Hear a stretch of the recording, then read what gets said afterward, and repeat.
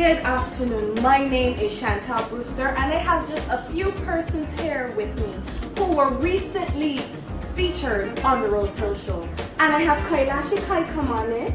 How are you doing, Kai? I am doing great. How are you? I am great. And what do you think about the Rosehill Show? I think the show was actually really new when it was on it. I think it's serving its purpose of, giving those persons that don't have a voice, a voice, right? Yes. Being on that show, it was great, man. And how was your experience then, other than great? It was exciting, right? It was exciting.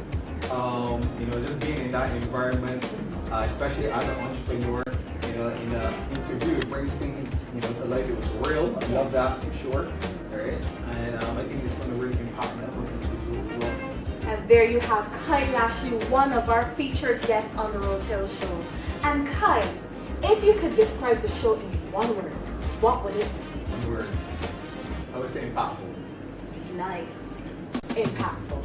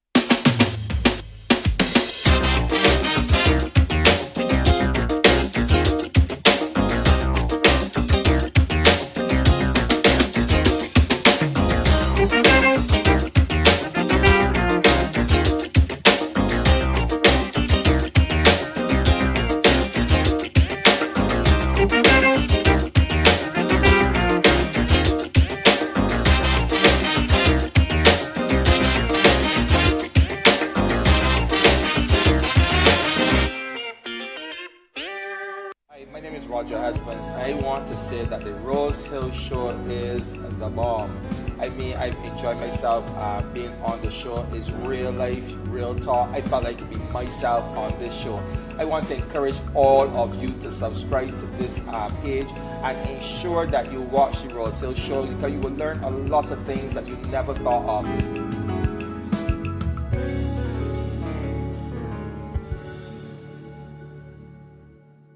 Hi, my name is Roger Husbands. I want to say that the Rosehill Show is the bomb. I've enjoyed myself being on the show. It's real life, real talk. I felt like being myself on this show. I want to encourage all of you to subscribe to this page and ensure that you watch the Rosehill Show, because you will learn a lot of things that you never thought of.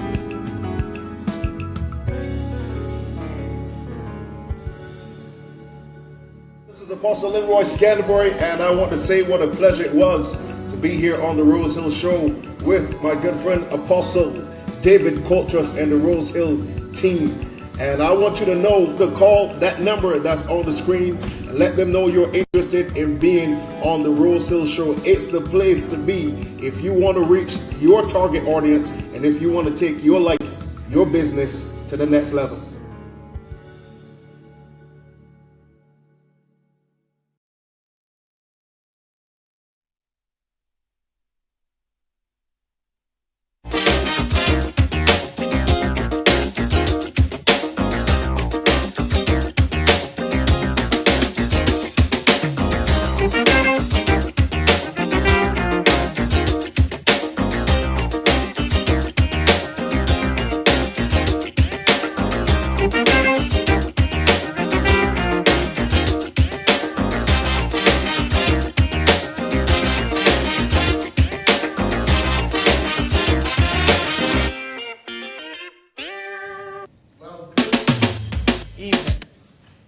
Good evening. Welcome to Rosehill Talks Politics. Once again, I hope you had a wonderful day. You know, one of the things I've noticed over the last several days is that almost every morning, I don't know if you've been seeing this, but almost every morning, there's been a rainbow And I thought that, it's just a sign that the Lord is blessing us. So, glory to God, the rain has been falling, the sun has been shining. The nights are cold, man. Oh my goodness. It's warming up a bit, but it's still cold. So make sure you cover down. You don't want to get any cold or anything like that. So I just thank God for the weather and beautiful sunshine, etc. Listen, tonight at Rosehill Talks Politics, we are going to be talking to the members of, two of the members of the UPP, the leader, and another individual she brought along that is contesting for the elections.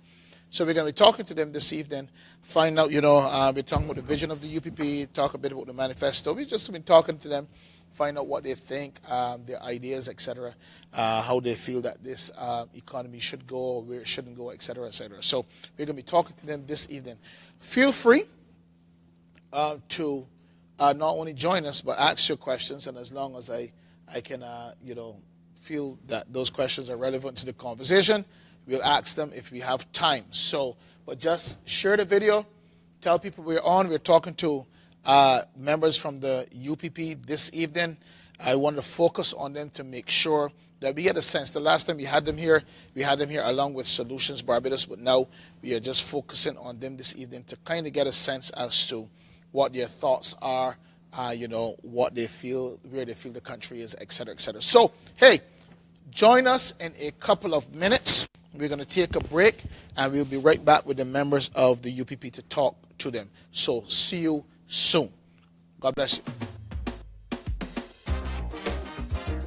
Good afternoon. My name is Chantal Brewster, and I have just a few persons here with me who have recently been featured on the Rosehill Show. Antonio, step on in.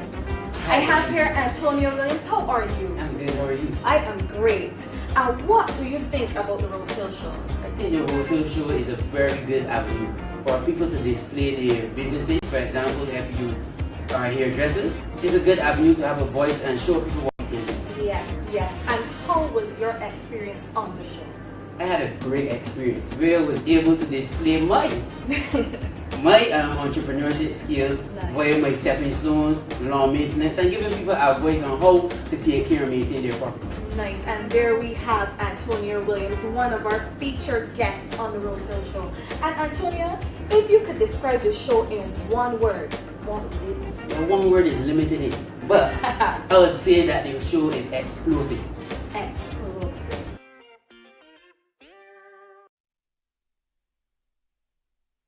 To Rosehill Talks Politics, and we are here this evening talking to the members of the United Progressive Party, a party that was formed recently, in the context of how long the other parties were formed recently, and is led by Lynette Eastmond. She's contesting the city. I just want to officially introduce her to you. I'm not sure if there's anybody in Barbados that doesn't know you.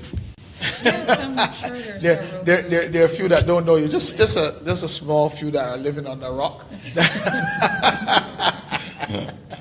Somewhere, even if they don't know your face, they will know your name because your name is being called in all kinds of quarters. So I'll just introduce them to you officially. And this is a nice photo that is on your bio. It's very, very, very, very nice. Oh, thank you. Yes, you're welcome. So Lynette Eastmond, the UPP candidate for the city. I'm going to ask you why you guys chose that name because I think it's very interested in the United Progressive Party.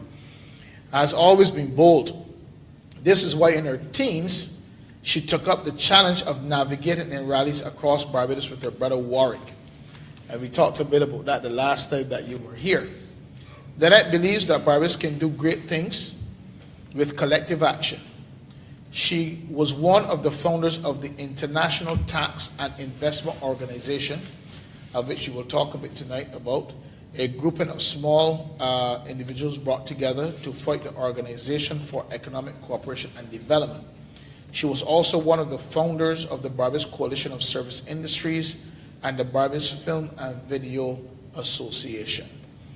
Lynette was a senior manager with PricewaterhouseCoopers, being part of a team which succeeded in bringing several high-quality investors to Barbados. That's very important. We need that now.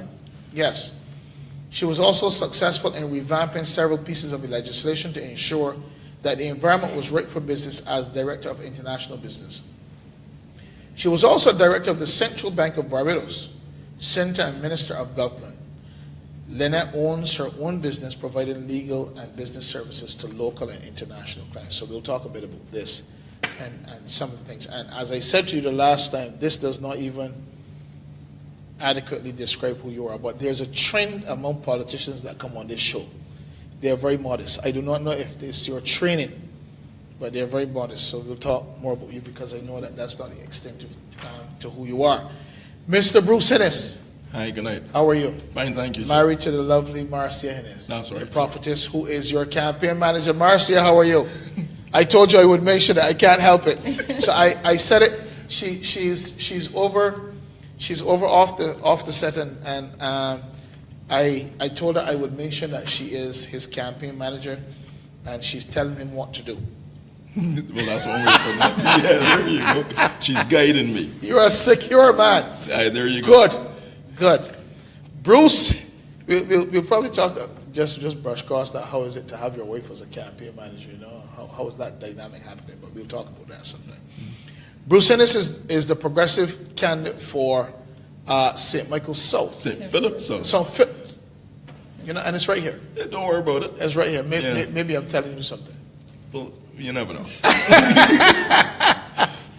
let me just get that right. Bruce Hennis is the progressive candidate for St. Philip South.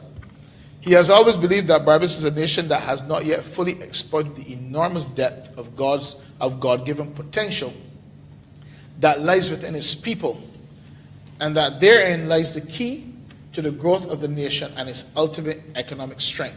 Those are powerful statements. It is.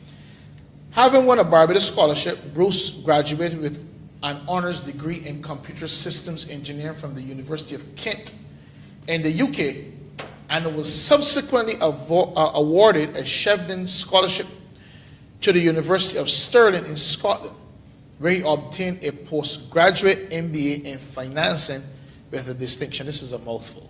It is. A good mouthful. It is. Good. He has had extensive training and experience in the disciplines of management, consulting, and information technology, in both of which he has held senior managerial positions. Bruce has also worked on several projects involving information technology, economics, corporate financing, corporate restructuring, and corporate development across a number of Caribbean territories. For over a decade, he was a university lecturer in management at the postgraduate and undergraduate levels, where, this is at the University of West Indies. That's yes, right. Okay. Where many of his past students have themselves subsequently gone on to be leaders across the Caribbean. Well, ladies and gentlemen, welcome. Thank you. Welcome Thank you. once Thanks again for having to us. your most welcome. Welcome once again to our Rosehill Talks Politics. It's a pleasure to have you here, and we're going to be chatting for the next 35 minutes or so, talking about your policies and what you see Barbados. So I just want to jump right into this and ask. I told you I would ask some tough questions. Do you think a third, fourth, or what is being called an alternative party is necessary in Barbados? I mean, why not just join the BLP or the DLP, or sit on the sidelines and just campaign for somebody? Why form a different party? Well, if you look at the fact that Barbados is a democracy, and there should be in Barbados several different views about different issues. Right. One of the means by which you can articulate these views and through which you have a platform is through politics. Right. In the same way that, individuals want to vote, individuals should naturally want to contest elections as well. And the way that you can do it as an independent, or you could do it through a political party. If you choose to do it through a political party, then the option is there to form a new political party.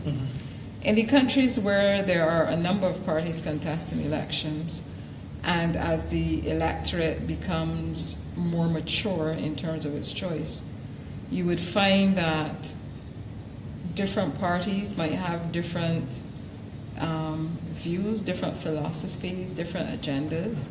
And what ends up happening is that the parliament then is comprised of individuals with very different views, where the electorate starts to make choices about not having just one view or two views represented, but several views. Right. And that is what has emerged in multi-party states.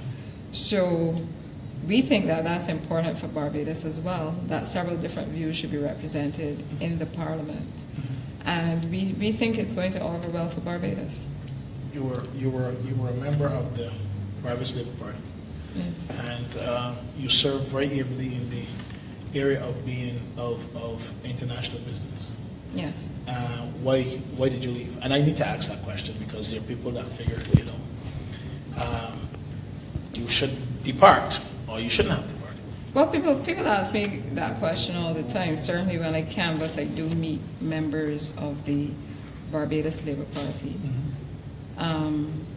The process of leaving for me was a long process. Okay. In 2008, when the Barbados Labour Party lost the election, definitely I would not have left then because I felt that the party had given me an opportunity to be a minister of government and therefore to have that experience of, working for the country at the highest level, really, sitting in the cabinet. And therefore, when the Barbados Labour Party lost the election, I felt that it was my duty to help rebuild, if you call it that. And I committed that 5-year period to doing that. There were lots of things that we did. I was head of the communications committee, and we set about rebuilding our database and dealing with our PR, sending out newsletters.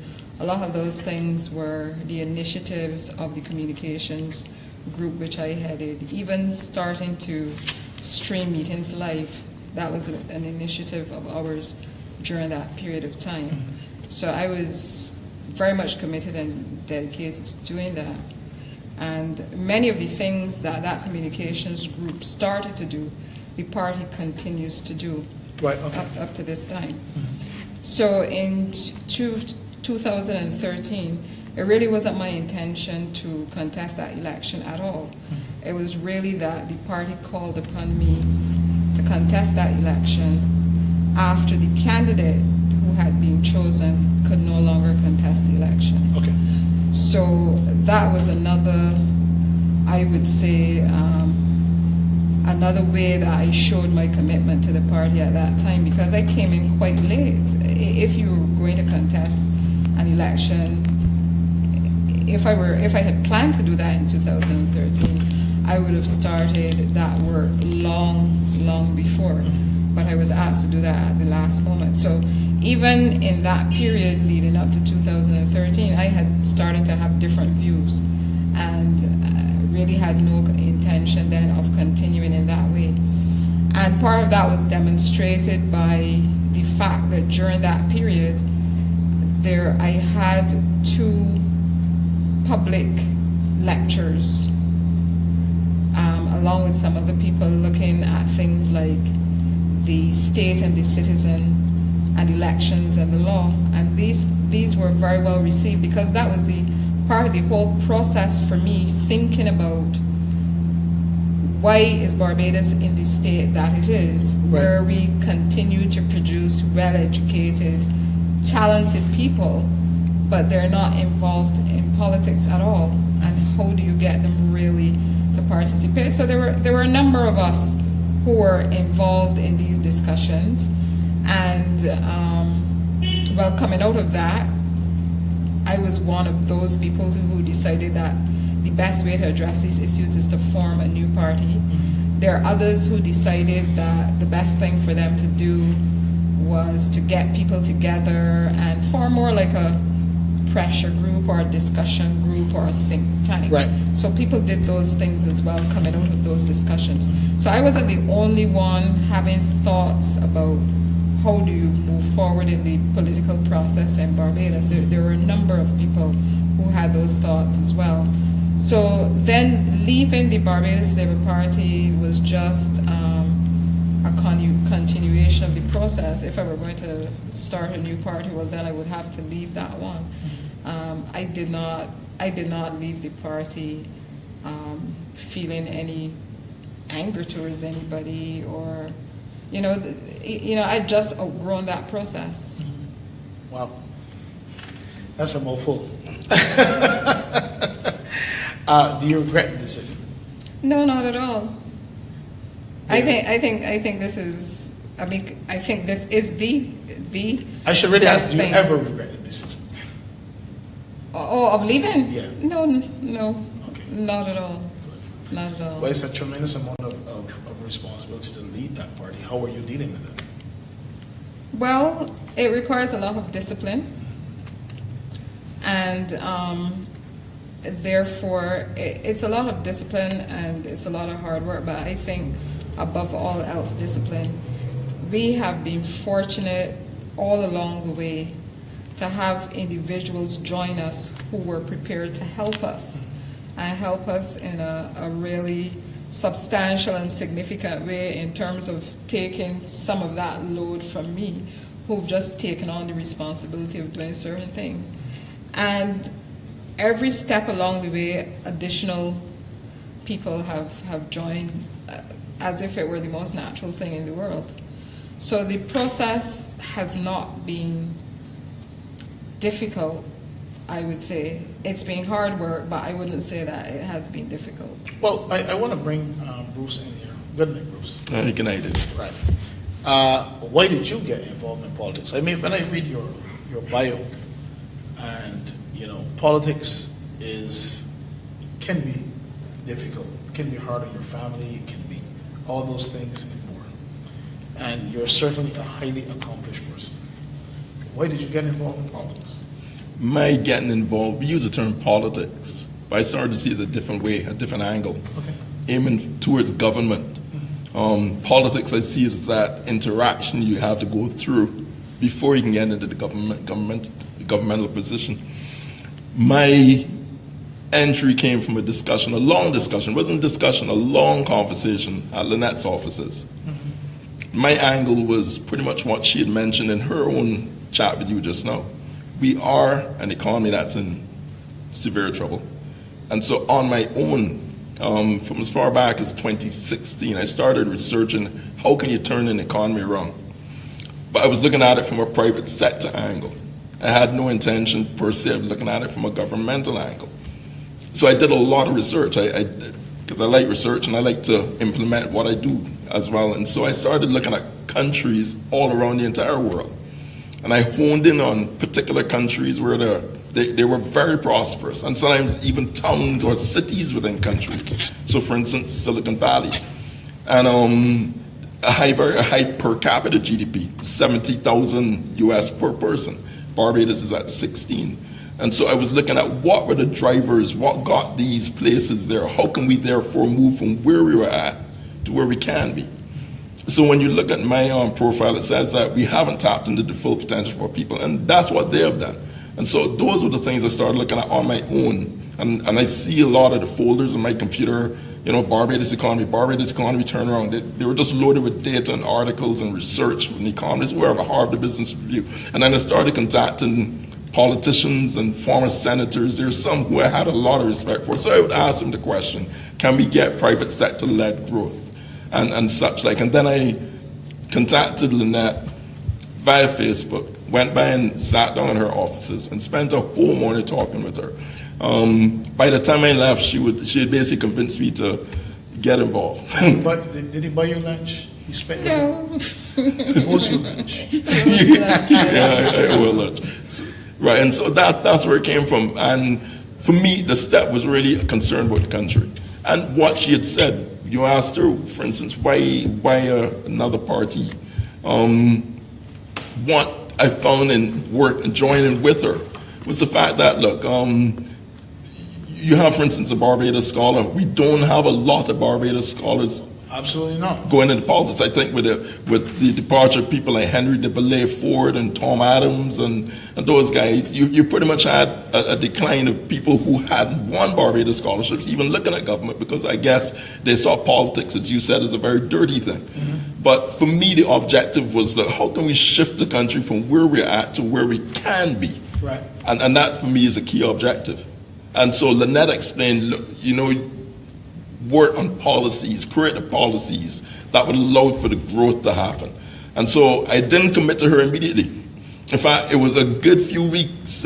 She would get a little upset with me at times. I would step away and I would go back and do my research. Can you really do it from a policy-led perspective as opposed to the angle I preferred, stay out away from politics and hit it from a private sector led? And then I recognized what she said was true.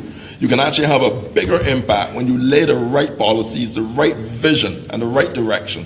And then you can take a country to places where it's never been before. And people talk about Singapore model, but what I saw was you had a guy who was Prime Minister of Singapore, and he had a clear vision. And Lee Kuan Yew. That's right, sir. Yeah. And who probably had met Errol Bauer at the London School of Economics. Well, as a matter of fact, Lee Kuan Yew and Errol Bauer were said to be friends, and he actually came down here and looked at our model of the NIS and our model of the BIDC and went back up and tweaked it, because they have a model, a similar model of the NIS, but they invest your money for you. Okay. Right, and their model of the BIDC when America was going through its major recession in 2006, 2008, they were able to go in and buy some significant shares in some of those hedge fund companies and financial companies, etc. So that's right. Yeah, and they became independent one year before us. And that's Barbados plus St. Philip, or a little bit more. Exactly. The size of 2.5 million people, and grew to be an economy which was 3 times larger than what we are. Mm-hmm. That's right. So and he was a very brilliant man. I think he had a double first-class honors or something, but he was driven by a vision about his nation. Mm-hmm. And so for me, after having several conversations with Lynette, I said, look, okay, I'm going to take the plunge. Right? She's a very convincing person. Yeah. We had some, I knew he would join us when he told me that his wife was supportive. So that was his campaign manager. Yes, there you go. Yes. Yeah. Yes, Marcia. Once you have that support, the campaign manager, and that was it. Singapore is an amazing example, because Singapore was pretty much the drug transshipment point of Asia at the time. Yeah. And built out of a swamp, really. No indigenous people imported or whatever. But Lee Kuan Yew told him, give him 15 years. Yes. Just give me 15 years. And he did it. And he got it done. They have standard military, massive military planes, all kinds of things. Mm-hmm. They started behind us. That they did. And shot past us. That's right. It's an amazing thing. Well, I want to say, because one of the things that I found interesting is all the rhetoric about alternative parties. I found that very, very interesting. So I did a little research, and came up with I didn't do the research. I have people here that do research. Direct them. Okay. I have people here that do research. Wonderful people. They just get on this stuff and they do it. So here's what we found. 1966, oh my goodness. 1966 general elections. Barbados Labour Party had some candidates. Democratic Labour Party, Barbados National Party, People's Progressive Movement, and then there were some independents. So then we jumped over to 1971, and there was just the Barbados Labour Party and Democratic Labour Party.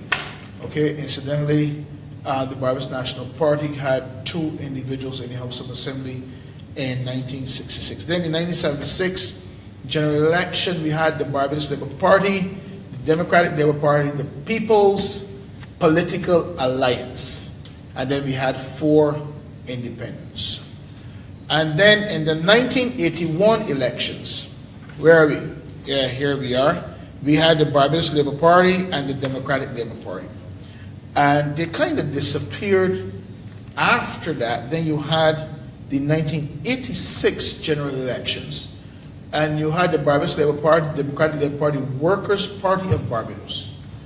And in the 1991 general elections, the Barbados Labour Party, Democratic Labour Party, and National Democratic party.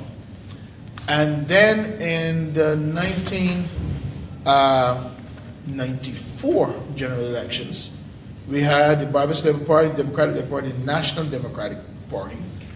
And this goes on, and people are getting all wrapped up in a useless conversation as though the majority of the election history of Barbados has not comprised. As a matter of fact, there were more elections that had in more than two parties than elections that just had in two parties. Right. So when people, what do you say to individuals who are saying, which I find to be quite interesting, as I said, I asked all the tough questions, that you were there. Two things I've heard. I've heard that the progressive, the UPP is being funded by the Democratic Labour Party. And I also have heard that you were formed to take votes away from the Democratic Labour Party. How do you respond to things? From the Democratic or from the Barbados Labour Party, I'm sorry. Yes. Well, how do you respond to things like this? Well, yeah, we do get those questions all the time. I can say that we were not formed to take away votes from any one party, and certainly we're not funded by any particular party. As far as we're concerned, the votes in Barbados belong to the people of Barbados. They do not belong to any one party. So all of us will approach the electorate, put our manifestos before them, and it is up to the public to vote for whichever candidate they wish to vote for. That's how we see it, for sure. But of course, you know, in politics, you have a lot of propaganda. It is very easy in Barbados to say things, to just say it, and people will repeat it. Yes. Without checking to see whether it is fact checker does not exist in Barbados. or not. And I don't even think people care if it's true. It's just sounds good. It's just interesting. It's just interesting to repeat it. But in terms of our canvassing, I don't know that most Barbadians that we met, I can't say all, but most of them, the vast majority, when you said that you were from this new party, they were prepared to listen to you, which is quite different from those people who hold themselves out to be part of the intelligentsia. Those people seem to be the most upset. Not ordinary Barbadians, actually. Ordinary Barbadians did what they do for all other parties. You knock at the door. If they have time, they will talk to you. You know? So I have to say that the people of Barbados have really been, they're perhaps more advanced in their thinking, more advanced than some of these people who hold themselves out to be the thought leaders. Well, let's talk a bit about the vision of the UPP, and then we'll get to some other stuff. What is the vision of this party? One of the key things, what we did, we prepared a series of mini manifestos. Right. One is the new economy. Right. One is a governance manifesto, and the third one so far is a new Bridgetown manifesto. And we have another two that we're trying to complete right now as well. But the main one of them, and they're all three main ones. But you said the new economy, new Bridgetown, and the third one, the second one? Governance. The governance. Okay. That's right. But the new economy in particular, we find that it resonates strongly with a younger generation. Right? But it also resonates, and it's not just age bias, but it resonates with an entire generation because they see the impact upon the nation.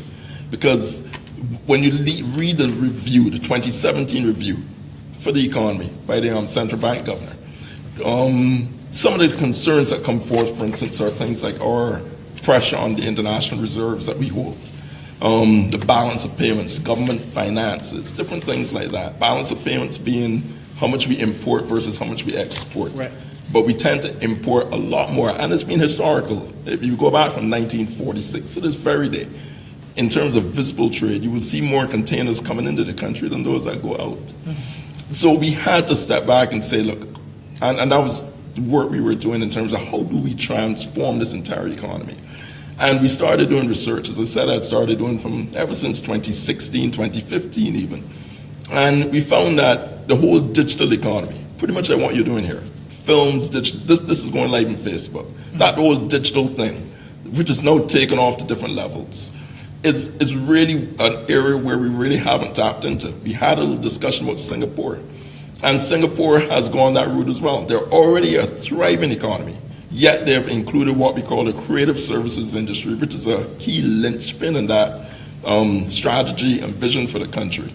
They've included that as part of their strategy, and what I like about them is every country we've come across, be it the UK, be it Ireland, even Scotland, even the USA, and you go across to Singapore and right across even Asia, even China, they've said that this is going to be a very critical move on their behalf. And it is not that we're copying them, but we, before I found that, realized that we had to make it critical for ourselves. But I want to talk about that a bit, because a part of Lynette's bio was that she ensured that the environment was right for business. That's one of the things that you engaged in. So I want to talk a bit about the environment that is in Barbados, and is it lending itself to the development of the digital economy and the creative industries. And I also want us to talk about what kind of money are we talking about that can possibly come into this economy. So it doesn't matter who goes first. I would just say one quick thing. Yeah. And I really want to hand over to Lynette. Let's take a look at Nigeria. 1998, their economy was probably valued about $268 billion. In terms of overall gross domestic product, they were beneath that of South Africa. South Africa and the African continent held fort. When they revalued their economy by including the digital economy, particularly their film industry, what is called Nollywood. I think according to international standards, it goes Bollywood is first, then Nollywood, and then Hollywood. When they included the figures for Nollywood, and when they revamped their figures, their measurements for their economy, they found that their economy was now worth $508 billion 15 years later. It had virtually doubled in value and shot them to being the largest economy on the planet. And therefore, our vision is to see a high-growth, highly innovative nation, that the world will know that Barbados is a highly innovative nation. I want to hand it back over to Lynette. Yes, well, a highly innovative nation where every Barbadian can actually realize their full potential and whatever they want to do. I think that is what we need to strive for. And if we strive for that, we will see that we will develop a nation where there's a high standard of living, a minimum high standard of living for every single Barbadian. That's what we have to aim for. In terms of the environment in Barbados, without even calling it a business environment, right now Barbados still suffers from having an environment where we do not focus on actually achieving the end goal, which would be that each individual realizes his or her potential. So we have circumstances where individuals, people in, I guess you call those people, the people who determine who will go forward and who will not. Everybody, it simply is not a level playing field at all. And there is, I somehow feel like we've given up the effort to ensure that there is a level playing field. So, for example, we have individuals who are involved in filmmaking. One of the major issues that has just arisen, and this is just an example, Barbados does manage to attract individuals here who are companies which want to make ads here, some large companies, so that, these companies would come here for a weekend and could employ an entire crew, and you could get significant sums of money. But Barbados suddenly recognized that there were drones, unmanned aerial vehicles, and the decision that Barbados took was just to ban them. So what you had then is you had individuals who were being called upon to do these shoots, but were not able to use the equipment because, as you know, these things they change quite a lot. The equipment improves. So if you're talking about a shoot for a large company, it means that you should be using the best equipment. Right, correct. So what ended up happening is that our people did not have the best equipment. But then what we did is that we allowed people to come from outside with the equipment and do the shoot instead of our people doing it, which makes absolutely no sense because Barbados can't afford to lose that kind of money. If we could have imported our own equipment, then our people would have got that work and more money would have been spent in Barbados. What kind of money are we talking about in terms of this market for advertising? You're talking about millions of dollars. You're talking about millions of dollars. I'm talking about companies like Condé Nast, airlines who would be doing their advertising, hotel chains. You're not talking about a few dollars. It's millions of dollars that potentially you could lose. And the more Barbados, the more difficult we become to navigate. You just go somewhere else because you can get white sands other places and you can get blue seas other places and sunshine. So, and I'm not saying that we're not to regulate, but unlike other countries, we regulate first and ask questions after. In other countries, they allow businesses to grow, and then they seek out the best way to regulate it. I mean, one of the best examples you can see is the internet. The question is always raised as to how should the internet be regulated. The powers that be in the world have decided, let us leave it free. Yeah. Let us see how the business grows. Perhaps there's no need to regulate it in that way, even though there's some regulation. But they would say, well, let's let the business grow. Barbados, on the other hand, because we focus so much on laws, we kill the business as long as the laws, as long as the laws are in place. And that's a completely wrong approach to take, and we feel, somehow Barbadians feel good about knowing rules. And the more complex they are, the more it seems as though they feel that they've achieved when they point out to you, that you really did not read Section 25.4. that really is an exception to what you read at the top in Section 1. And everybody feels very clever when they can point these things out, and that's what we tend to focus on instead of focusing on actually doing business. Our lives seem to be a very academic exercise. Yeah, I'm tempted to ask about the cell phone law, but I'll talk about that some other time. Why do you think that is in this country? Because that's how we've been trained. That's how we've been educated. We've been educated really to be largely academics. And I think Bruce would point out to you that in his research that it was made very clear that Barbadians were to focus on growing sugar, not to get into too much processing, sell the raw sugar, earn foreign exchange, buy everything that we need, don't try to make anything. Innovation, waste of time. Let the people in the United States and Canada and England, let them innovate things. You just grow that sugar, import what you need, and don't try anything about innovation. And you will see that is still how people think. I have heard people, I did not know where it was coming from, but I have seen instances, even when we were dealing with the Organization for Economic Cooperation and Development, where they were saying that Barbados should not have a financial services sector. I actually saw a well-recognized Barbadian I would never forget, because we were in the midst of it at that time when they were trying to shut down our sector. And somebody wrote an article saying, why would anybody come to Barbados to do financial services, set up a bank or insurance, when they could do it in England? And what kind of person says that? What kind of person thinks that their country is inferior? So really, if anybody wanted to start a bank, they would start it up in England, or they would start it in Canada, that they wouldn't come here. I've heard people say these things.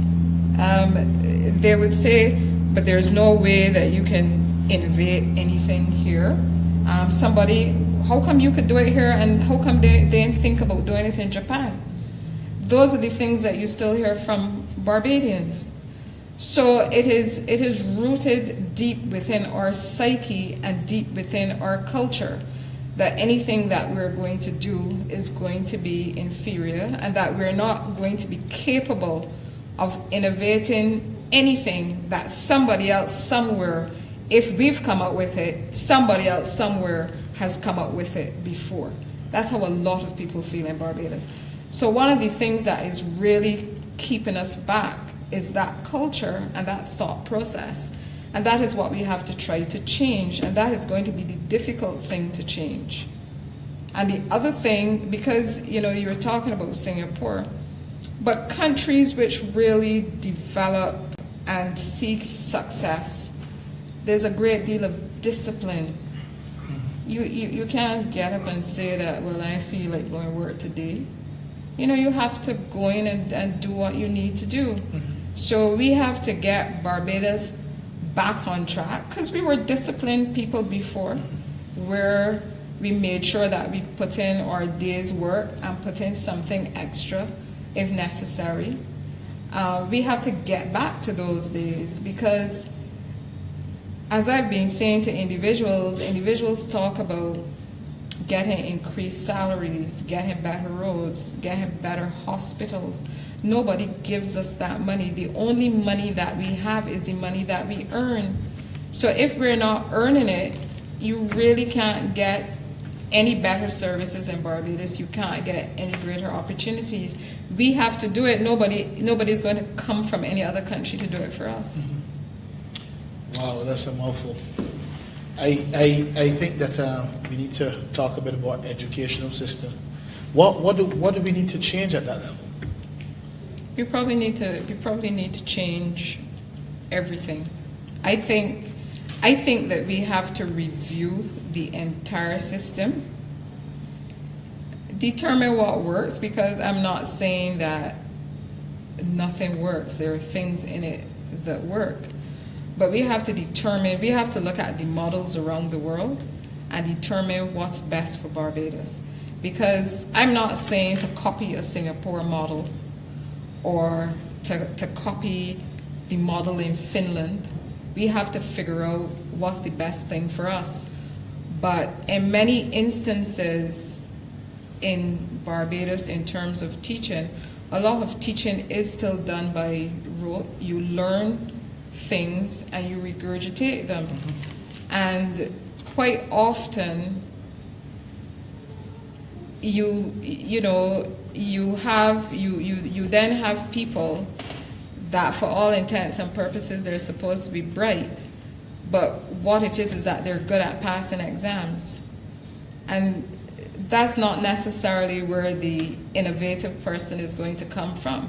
We're going to come right back and we're going to hold that thought.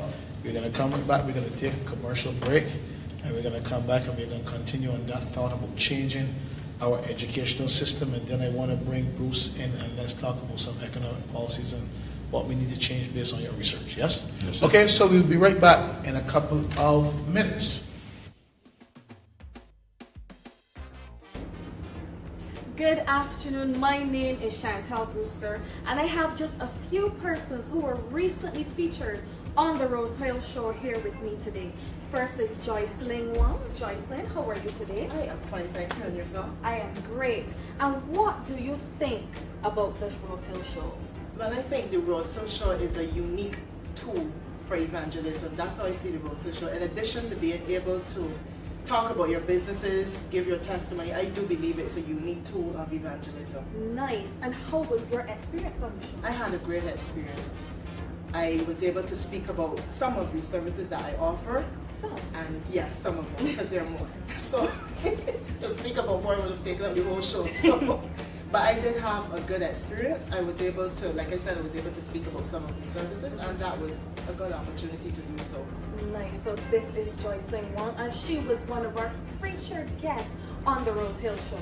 And Joycelyn, if you could describe the show in one word, what would it be? Unconventional. Unconventional.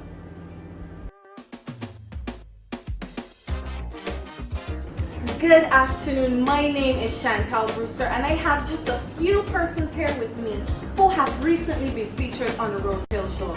Antonio, step on in. I have here Antonio Williams. How are you? I'm good. How are you? I am great. And what do you think about the Rosehill Show? I think the Rosehill Show is a very good avenue for people to display their businesses. For example, if you are a hairdresser, it's a good avenue to have a voice and show people what you can do. Yes, yes. And how was your experience on the show? I had a great experience where I was able to display my entrepreneurship skills, via my stepping stones, lawn maintenance, and giving people a voice on how to take care and maintain their property. Nice. And there we have Antonia Williams, one of our featured guests on the Rosehill Show. And Antonia, if you could describe the show in one word, what would it be? The one word is limited, but I would say that the show is explosive. Explosive. I'm Crystal P. Austin, the United Progressive Party's St. James South candidate. It was indeed a pleasure and a privilege to be a part of the Rosehill Talks Politics show. I believe that as more and more of our local influencers, practitioners in politics and other sections of society participate in the show, that it will grow from strength to strength. I want to endorse the show and encourage other persons to tune in and share the links. This is Apostle Leroy Canterbury, and I want to say what a pleasure it was to be here on the Rosehill Show with my good friend Apostle David Coulthrust and the Rosehill team. And I want you to know to call that number that's on the screen and let them know you're interested in being on the Rosehill Show. It's the place to be if you want to reach your target audience and if you want to take your life, your business to the next level.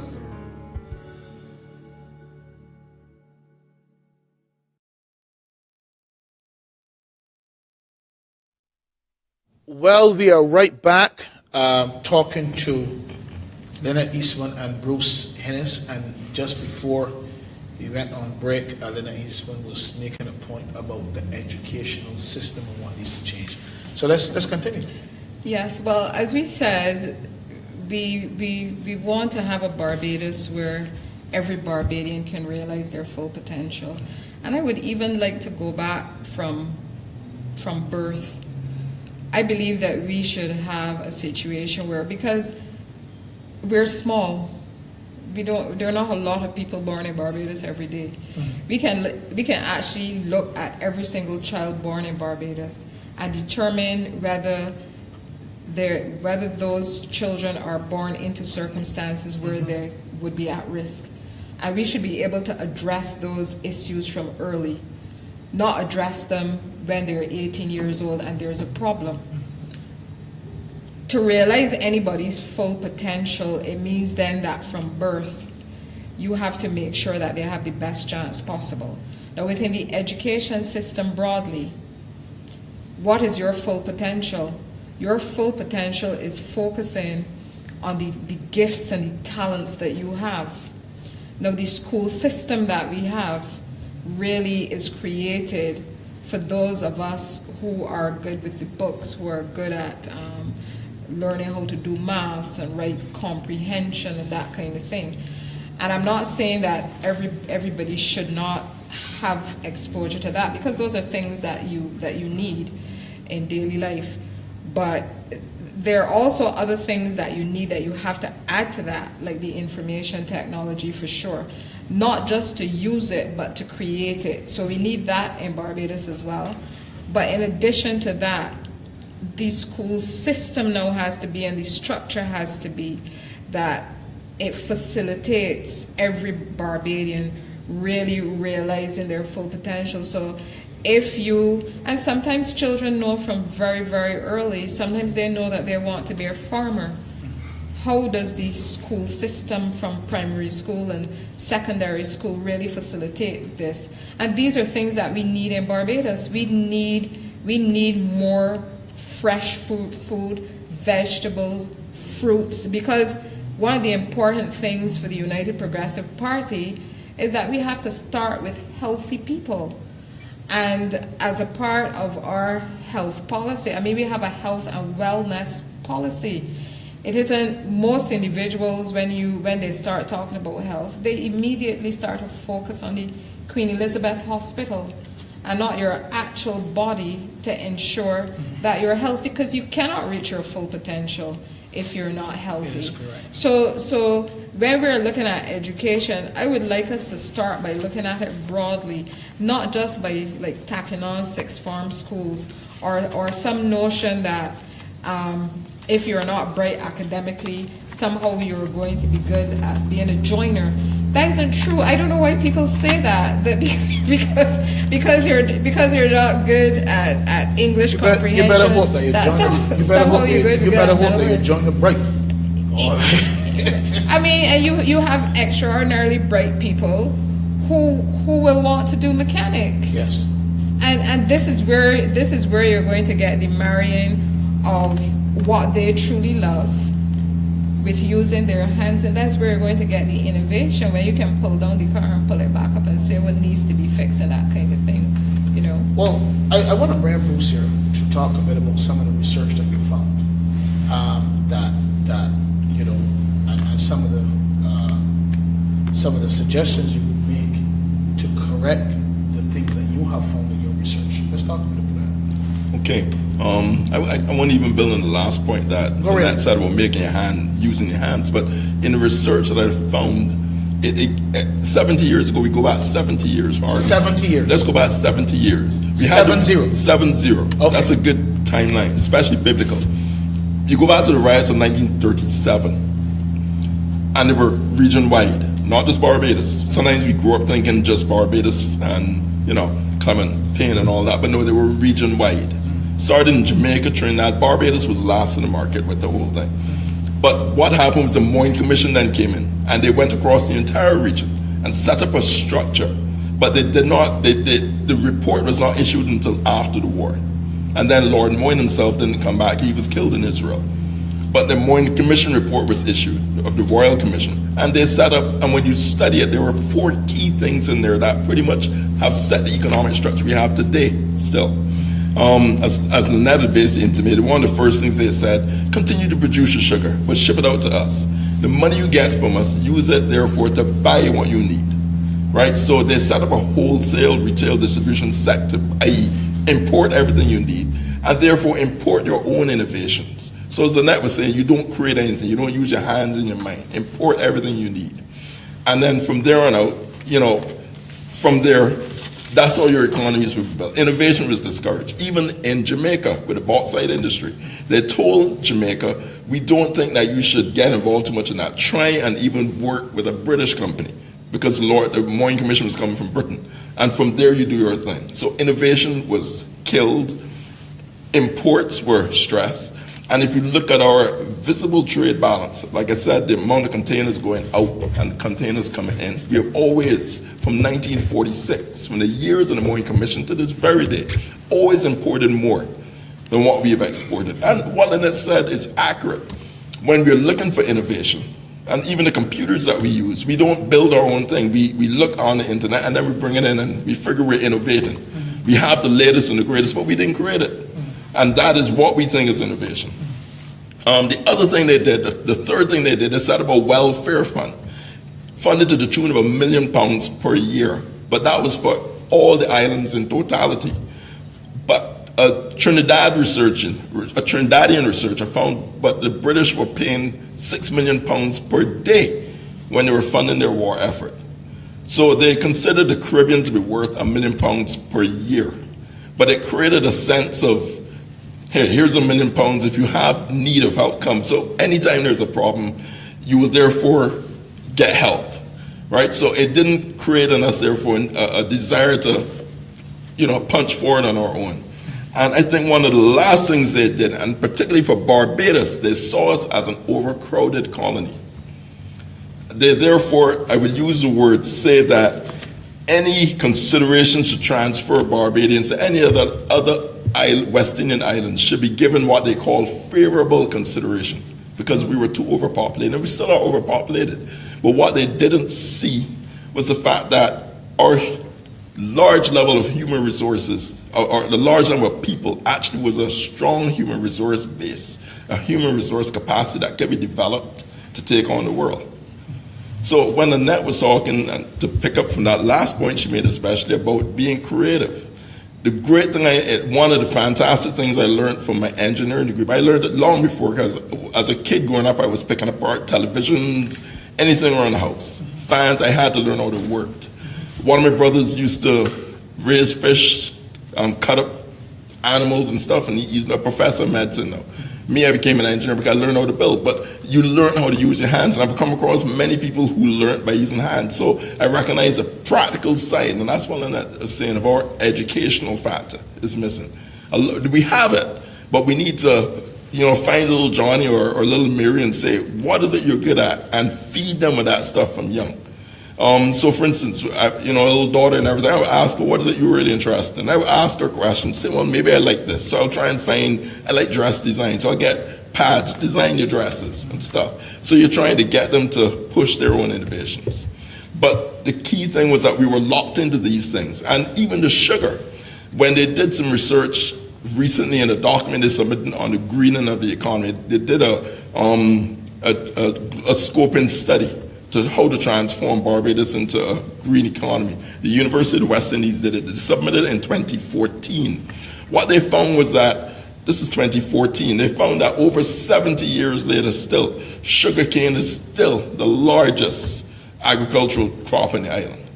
The other crops have never really taken off. So even agriculture is still locked into that old system. And they're struggling to still break from that. And so the innovation we haven't broken from, the agriculture we haven't broken from, and such like. So for the new economy now, that it is imperative that we become known as an innovative nation, because there's a strong link, or as mathematicians would like to say, a strong correlation, link between economic growth and innovation. The US, very well known for its high GDP, in the trillions of dollars, takes 2% of that and puts it into research and development and innovation. 2% of trillions of dollars is a lot of money. Israel, also now known in the 70 years that it was since discovered, for its high level, if you go to the NASDAQ stock exchange in New York, and you check all the nations that have companies listed on the NASDAQ, you will find that Israel, in terms of per capita number of companies, is the largest.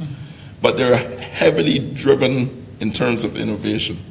And that comes about because they take 4% of their GDP, probably one of the highest in the world in terms of ratios, and they put it into research and development. And it's catapulted them from being what was just a desert land in the 40s to what it is today.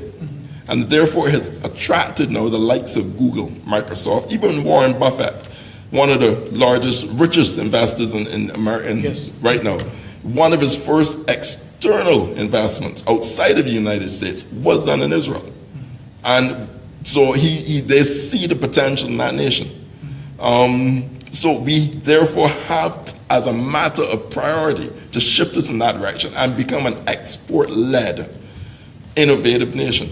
Because that way we therefore will start to grow our gross domestic product, and hence our per capita gross domestic product. And it is nothing new, because I remember Lynette and I were discussing it in great detail, what sort of growth rates we really need to move from this 16,000, well, it's 32,000 Bajan dollars per person per capita, right, to something that's a lot more less stressful on us. In the US, even some of the poorer states have as much as $100,000 Bajan dollars per capita. Some of the poorest states, like the states of Mississippi. And we are down here at 32. So we worked out, look, we need to grow at 5% per year.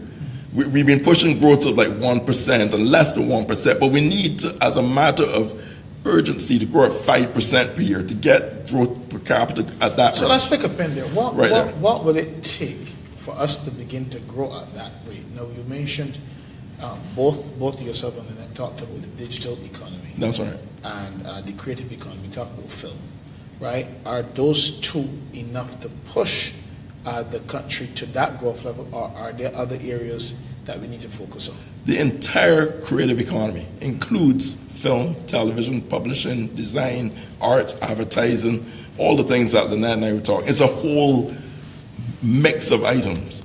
Overall, they did a study and they found overall in 2013, when they decided, it was funded by United Nations and conducted by Ernst & Young, around the whole globe, it's valued at $2.3 trillion. Wow. Trillion, globally. It's a creative economy. That's a creative economy. Creative services economy. 2.3 trillion. It's bigger than tourism. Bigger than tourism. Tourism is what was, in that year, was measured, total receipts were measured at 1.2 trillion. So if you, it's 2.2, 2.3 for the creative economy. So you almost double. Virtually almost double. I don't like to inflate my numbers, so I say 1.7 times, almost double. And as Lynette pointed out, and she was director of international business, she said, look, Bruce, but that's even larger than the international business. So then why are we focusing so much on tourism when we have something that can earn us a whole lot more money? I'll let her take it. We have to shift, but I'll let her take that. Because that's the tradition. That's the tradition. And countries will always have tourism for sure. Right. But I do think we have to take some of our resources and put it into these areas. So what we're saying is that, yes, there are all of these things, and there are people in Barbados who do them, some of them already, but they need to be brought together as a sector. In the same way, you know that international business actually includes banking, trust, insurance, mutual funds. And what we did, we brought them together and put some money behind them, developed partnerships with the private sector, and then we focused on this and we pushed it. That was a sector that Barbados created from scratch. It wasn't a naturally occurring sector at all. The creative economy is more naturally existing. You don't need the investment that you'll need for tourism. There are people who can start their film business, their music business, writing, poetry, fashion from a room in their house. Doing a Rosehill from a church? Yeah, exactly. So it's not capital intensive. Right. And for government to put its focus on the investment so that you develop the quality, and the very important thing that government will have to do is to push the promotion and marketing. Because one of the big disadvantages that small businesses have, and all of our businesses tend to be small, is that it is difficult to do the research, do the work, and do the promotion and marketing yourself. So the creative element, you do need individuals to be engaged in their space in doing that. But I believe the role that the government can play is to bring the sector together, to organize it, bring discipline to it, put money behind it, and also to promote it to the world. And the thing is, I don't know if you, sometimes you watch these television shows and you see these ads where somebody has come up with a fantastic new mop, and they're always doing these mops and things like that. Now, individuals can afford to do that, put it on television, because the market is so large that somebody is going to buy it. Yes. A few thousand, if not millions of people will buy it. Now, Barbados is very small, and you see the size of the industry. You can put your material out there. And I want to make the point too that when you're talking about film, it doesn't mean that everybody has to make a feature film. When we're talking about film, we're talking about the fact that you can have individuals in Barbados who all they do is take footage of Barbadian scenery, because people will buy that. If you're making a movie and your couple went to Barbados, you might not actually take them to Barbados. But if in your film you can have footage from the West Coast, you have footage of a sunrise, footage of the East Coast, you know, they might just say to their people, oh, we want some we want some Caribbean footage. They go on the Barbados Caribbean, let's buy that. They download it, they buy it. So you can have people all over the world just doing that. It isn't necessarily in every case that you're making a feature film or even making a short film. Sometimes it is just footage. And all of that is part of it. And that's where you get the drones coming in too, to get that remarkable footage that people want to have, that they will want to have of Barbados. So the reason that we haven't done it really is because the tourism is the traditional and there's stakeholders involved in it. And, you know, people never want to talk about shifting into something new because they figure something is going to be taken away from them. But the good thing about this new sector is that it will provide an opportunity for the first time in a very long time for ordinary Barbadians to actually participate in it. And actually create wealth. And that's where the progressive comes from in the name of the party. Which I was going to ask you, yes. That is what we were thinking at the time, that we have to move away from focusing so much on labor and moving towards wealth creation for the majority of people in Barbados. That's how the entire country will grow and advance and develop, if that happens. And with this creative economy, I was having a discussion with 3 young people on, I guess this is what Barbadians call a block. Some people call it their lemon spot, or where they hang out. Yeah. And I was discussing the creative economy with them, and they got it right away. And they saw, you know, I remember the guy looking at the other guy and saying, boy, you can imagine if she could actually get that done, what a difference it would make for people like us. So he understood right away. But I would say to what they also said is that if you try to do that, somebody's going to stop you. Mm-hmm. Which is always a sense of amongst people in Barbados, that, you know, nothing will be ever really implemented to benefit the common man.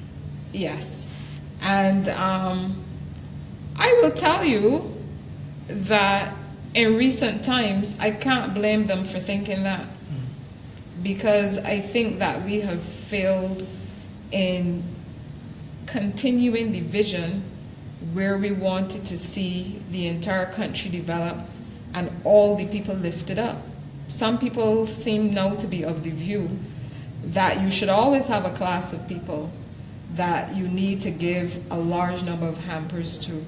Now, it can't be, if you are the representative of a constituency, certainly you cannot mark as a success that every year you have to give out more hampers to poor people.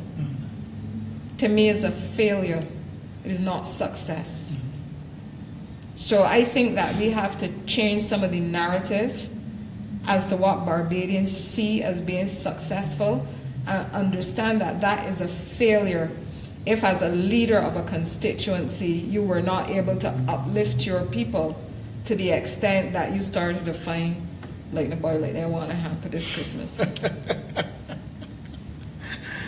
Oh my goodness. Let's talk a bit about the national policies that you've discovered over the years and how it has impacted where Barbados is now. We are 19 downgrades. I think we're probably, let's hope there are no more, but 19 downgrades. And Barbados certainly is teetering on the brink of devaluation, some people will say. And we're also having, well, you know, in a couple of days, Parliament is going to be dissolved. So there are a lot of things that are happening in Barbados that are unprecedented. Our international reserves are just, I would say, scraping the bottom, right? And we're an import-driven country. Probably cannot sustain imports for very much longer. How has our national policies brought us to this point? Well, I think, I mean, to me, it is so clear in all of these discussions that we've had, and I think it is just another example of how we in Barbados seem to get caught up in the academics of issues So we have these discussions, and we're always talking about the foreign reserves and the deficit and the debt to GDP ratio and the tax rates and that kind of thing. When the truth of the matter is that we need to earn money. Right. That's the bottom line. Yes. It's about earning money.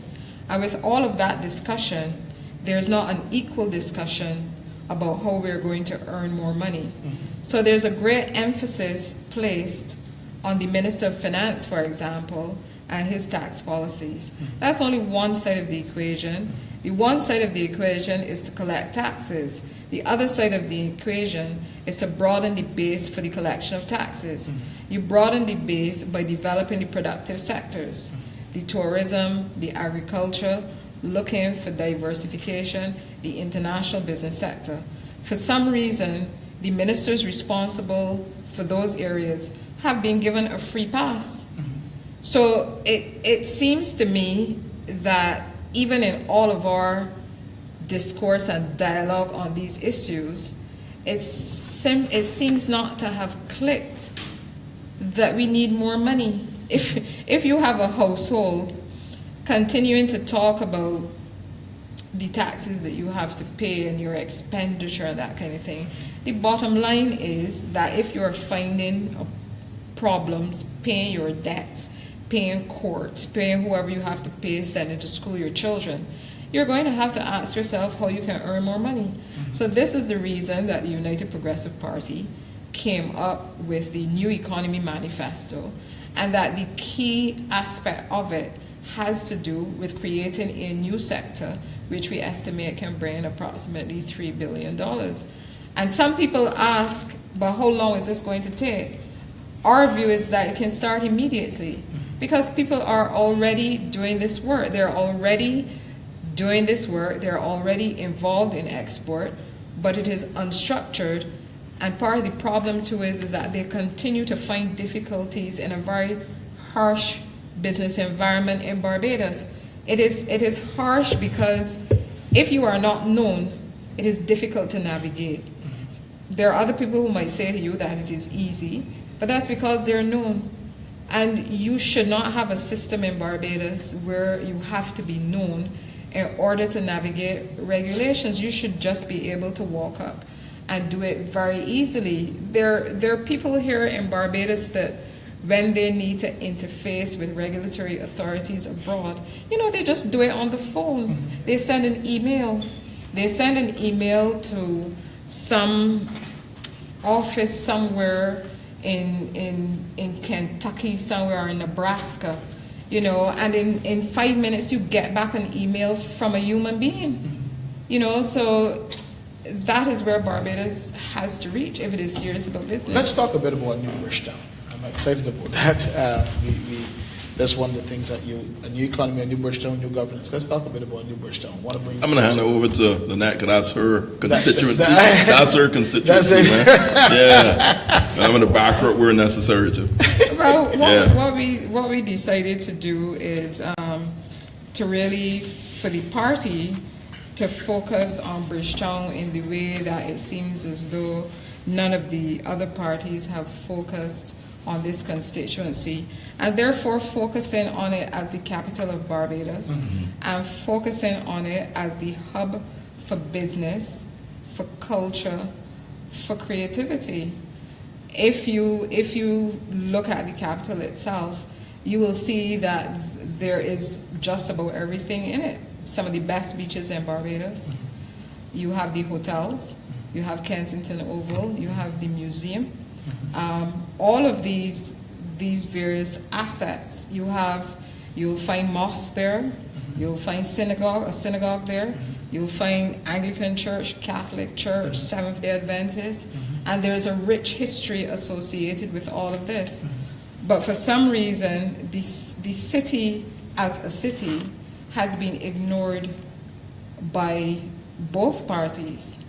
Now, there are individuals who become very upset when I say this, and they say that, she's saying that nothing has been done. I'm not saying that nothing has been done. I'm just saying that there seems not to be a vision for a capital city. When you're thinking of your capital, your mind should be flowing to Paris. Your mind should be flowing to London.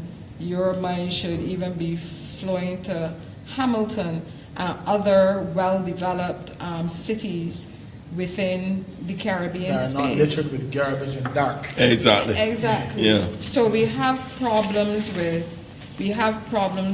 garbage. We have problems with lighting. We have problems with sewage. We have problems with almost everything that you can think of in the city that people wake up and face every morning. When the city as a hub could be packaged and really help to diversify the tourism product that is now becoming stale, where we take tourists, we put them on coaches, and we ferry them to various spots in the island. Now, a lot of the tourists who come to Barbados are travelers. Travelers, when they travel, they like to go to places, they like to walk around, they like to eat what the locals are eating, they like to drink what they're drinking, they like to talk a little bit of politics with them, ask them about, so what is happening with the young people in Barbados. They want that interaction. We have for many years in the tourism sector kept the tourists away from all of that. Yes. And the most natural place for them to do it would be in a city, in the city of Bridgetown. And the truth is, the city of Bridgetown can be developed in such a way that nobody living in the city, unless they want to, would actually have to leave to go anywhere to work. Because there's great potential for all kinds of businesses still in the city. But we have to do those basic things first. Some tourists, even with all of those things that need to be fixed, there's still some tourists who will cycle through the city, who will walk through the city in all of the places that people tell them not to go. Sometimes people even feel that there's a deliberate effort to keep that money out of the neighborhoods in the city. And I believe that all of that can be changed and can be changed quite easily, because the city has a vibe that you don't have anywhere else in Barbados. It is true. It's just a fact. Yeah. And that is something that not only tourists, but even Barbadians themselves would like to experience.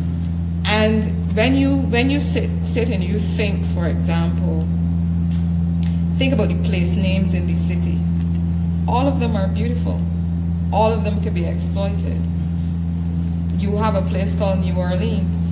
You have a place called New Orleans in the U.S. as well. Why don't we leverage that? Why aren't you having jazz musicians in rum shops across New Orleans at a particular time of the year and have people come in and listen? That could become a tourist attraction. And I really want to talk a bit about our festival, so we can talk a bit about that in terms of the whole creative economy. How do you see, do we need to revamp our festivals as a part of this creative economy? Well, I believe that Barbados should be having some kind of festival every month. Because, and it can be anything that you can think of. You could even have a technology festival.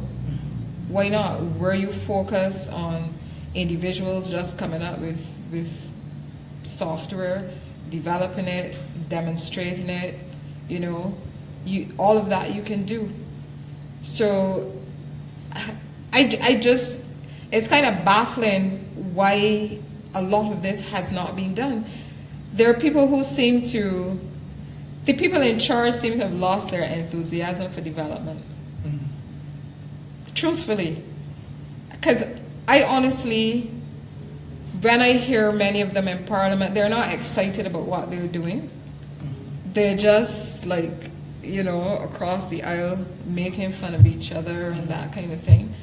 But I don't hear a passion for development in the way you have to have a passion, otherwise it is not going to happen.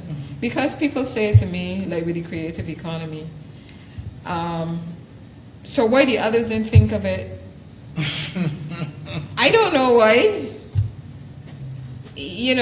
Studies have been done for years that have been saying that these are the areas that we should get into.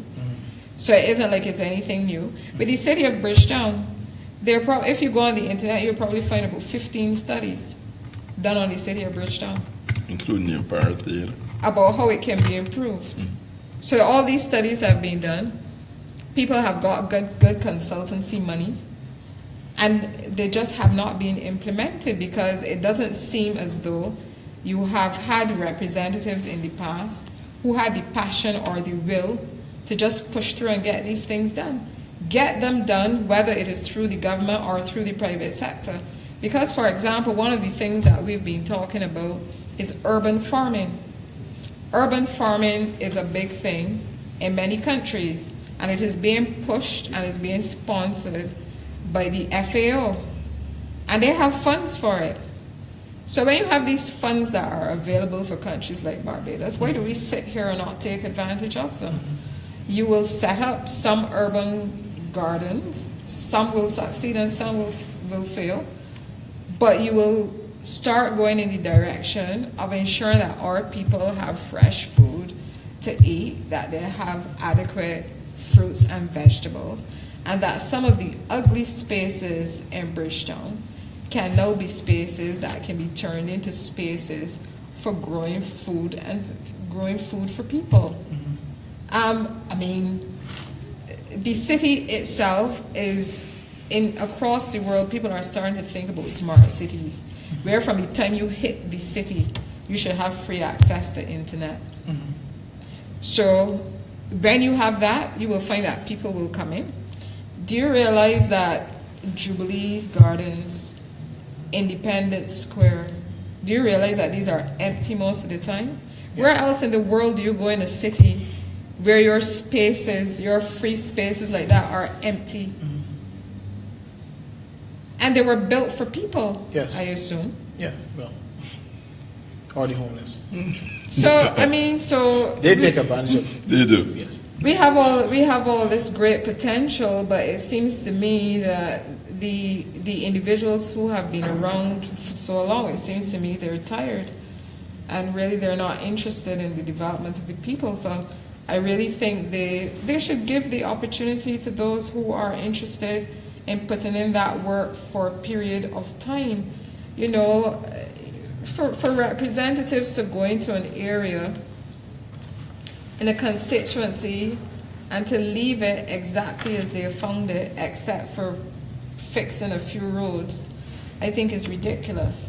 And I do want to make the point that for the United Progressive Party, we think that apart from the creative economy, one of the most important policies for us is our community policy. Because that is where all of this is going to start. If you're going to change the culture, you have to start within the community. You have to start having programs for these young people. When a little boy comes and he says that he feels that he can make one of these, that somebody doesn't tell him that he's foolish and that he can't make it. You know, you don't live in America, you would never be able to do that. We have to get those young people into programs where they understand that they have the full potential to do just about anything that they want to do, where they have the talent to do it. Well, in the time that we have left, I just want to ask you this question. I want to start with Bruce and then I'm going to end with Lynette. Why should the people of Barbados elect you to serve them in Parliament? I think the two key things, we have a vision. We compare it to the Singapore model. Why should they elect you? Why should they elect me? Yes. I'm visionary, I work hard, and I implement. Simple as that. I'm very intelligent, but I implement and I get things done. But I get things done in line with the vision. And I aim big. And God has blessed me, I've always accomplished. It's as simple as that. Same question. Why should I'm going to add to that question. Why should they elect Lynette Eastmond, and why should they allow the UPP, United Progressive Party, to lead Barbados? Well, if I can just say firstly on Bruce's behalf, when I put Bruce's picture up on my Facebook page, he got close to 200 likes, and almost every person who commented, maybe about 50 people, they said this is a man that should be in Parliament. So, and this is from people who know Bruce. So why should people elect me? Because I would say, as Bruce said, that I do work hard. I do have a vision for the city, which I don't think anybody else has had before. Most people just seem to feel that the city can stay as it is. That isn't my view. And I'm also capable of implementing with assistance from others, and using every means possible to get what we would then see as a collective vision implemented. I think that within the United Progressive Party, we have a number of individuals who have come to politics really not as career politicians, but because they have seen a need in Barbados and they recognize that something is not quite right, and they have given up their time with their family and their business, and they've come to the United Progressive Party to offer Barbados something that they're not now being offered by the other two options. There are places that Barbados needs to go. As I said, with our own health and wellness, we need to have that dialogue with Barbadians so that we do not continue to be, I think it is the country with the second most amputees in the world. Mm-hmm. We have to move beyond that. In terms of our environment, we need to talk to people about recycling, separation of garbage at your home. We seem to be afraid to say these things to Barbadians, but we have to start doing it. We have to start moving away from the plastics. And, individuals seem to have a fear that somehow it's going to put people out of jobs, but you're still going to need containers. So you use other types of containers, and people can get into that business as well. So these are some of the things that we need to talk to Barbadians about, and we're really strong on that community development, because people keep saying, what are we going to do about the youth? We're concerned about the violence. We're concerned about the fact that, you can have two young men get their brains blown out simply liming at a rum shop. These are things that we have to be concerned about. And it is going to start in the community.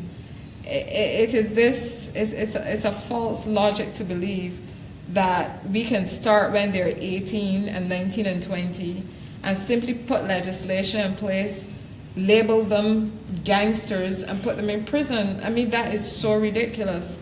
I don't believe that those in authority in Barbados and law enforcement need to put themselves in opposition to the ordinary citizens of Barbados. We should not be doing that. We need, and we have to include and get back to the community policing and ensure that we start from at the community level, ensuring that our young people are engaged in whatever it is so that they will realize their full potential, as we said. And that's where we need to go, and all of us will do better. All of us will do better if our young people are doing well. If we can get poor people out of poverty, the rich people don't have to worry about it. If they have more money, they will spend more money with the people who have money, who already have money. Yeah, so it's a win-win for everybody. There seems to be some kind of thinking that if these other people become, if they have more, that you will get less. That's not true. Well, we're out of time. Thank you. There is always more time that is needed to talk to brilliant people, and I've enjoyed this discussion. Thank you. I wish you all the best in the upcoming election, whenever it is coming. Thank you very much. Maybe we will talk again on some other level whenever it is called, but I wish you all the best. I think that you're a wonderful candidate, and one of the reasons, as I said, that I have had these discussions with the parties is because I want Barbados to see that, a maturing democracy has alternatives and makes the way for those alternative views to be expressed.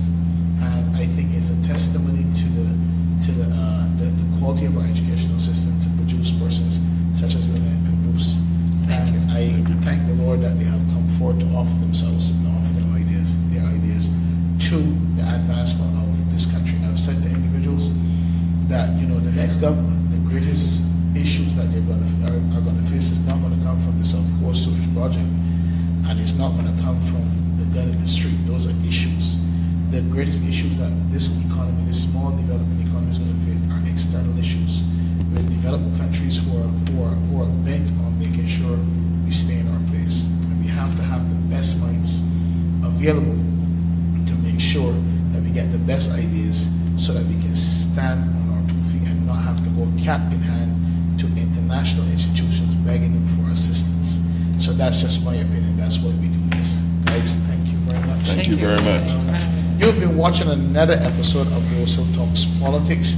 Next week, we're going to be talking to some more budding and aspiring politicians. So stay tuned. Next week, we join you at 7 p.m. This Saturday, I just want to announce this Saturday, we're going to be praying for the nation in Jubilee Gardens at 7 p.m. So if you're around that end, just join us.